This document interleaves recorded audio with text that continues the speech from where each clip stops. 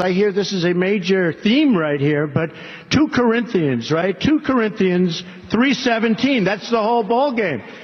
I'm wondering what one or two of your most favored Bible verses are and why. I wouldn't want to get into it because to me that's very personal. You know, when I talk about the Bible, it's very personal, so I don't want to get into verses. I don't want to get into... There's no verse that means a lot to you that you think about or cite? The Bible means a lot to me, but I don't want to get into specifics. The enduring question is why a, quote, lecherous, impenitent scoundrel could so handedly enrapture what are supposed to be God-fearing Christians. Calling his opponents names. He was lying. He was swearing. He was advocating violence. This is a guy who's been twice divorced. He's been accused of cheating, et cetera, et cetera.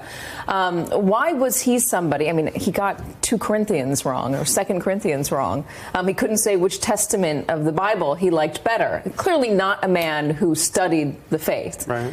The explanation here for why there is this cult-like attachment to Donald Trump is, as I write about in the book, this idea of a kingdom, an American kingdom that is ordained by God, that we are somehow in covenant with the Creator, that this is not just another nation, but that this is a nation that is divinely blessed.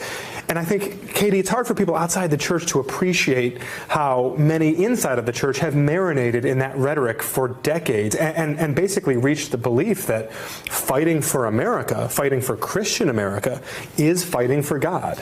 What's up, everybody? Major Retired Richard Ojeda here, and the Atlantic's Tim Alberta joined MSNBC's Katie Tur this week to discuss the strange relationship between evangelical Christians and Donald Trump. Alberta is an author, a practicing Christian, and son of an evangelical preacher. He is the author of a new book that is based on the American evangelical movement. I would say one of the most surprising and discouraging things that I encountered time and again was when I would really press some of the high-profile evangelical figures. So the leaders, the influencers, the people who hold enormous sway in this world. When you get these guys one-on-one, Katie, and you really press them on specific things, specific beliefs, they'll sort of back off a little bit, and they'll even do a little bit of a wink and a nod and kind of signal to you that, like, yeah, I get you. Like, it's been over the top. It's overkill. This guy, you know, it's not okay. But then they'll sort of justify it and say, you know, the ends here, the ends of preserving Christian America justify the means of enlisting this uncouth, boorish, you know, conspiracy spouting individual who is issuing these casual calls to violence and saying and doing things every day that are not Christ-like, and yet he fights for us. He's our champion, and therefore, you know, we can ignore the rest because the ends ultimately justify those means. He reportedly was taken aback by responses that he got from church leaders when pressed about Donald Trump's lack of Christian behavior. Alberta explained to Katie Tur that evangelical Christians support Donald Trump because they think he's fighting for their so-called values. There couldn't be nothing further from the truth. Evangelicals and Christian nationalists support candidates who are willing to strip away health care from pregnant women. Right-wing nut jobs have been up in arms over the issue of abortion since the early 70s.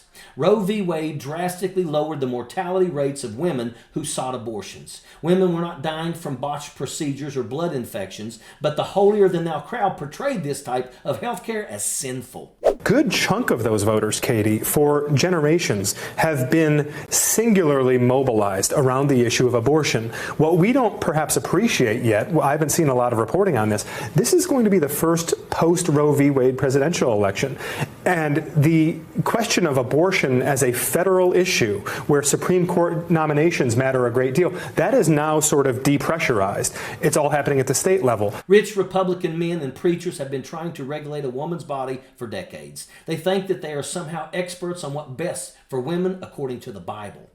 Abortion became a divisive issue over the years. Clinic bombings, hateful propaganda, and fear tactics mainly became associated with the pro-life movement of the religious right-wingers. Alberta told Katie Tur that while prominent evangelical leaders talk a big game in public, they often admit in private that they understand they are presenting a double standard. They are perpetuating a con.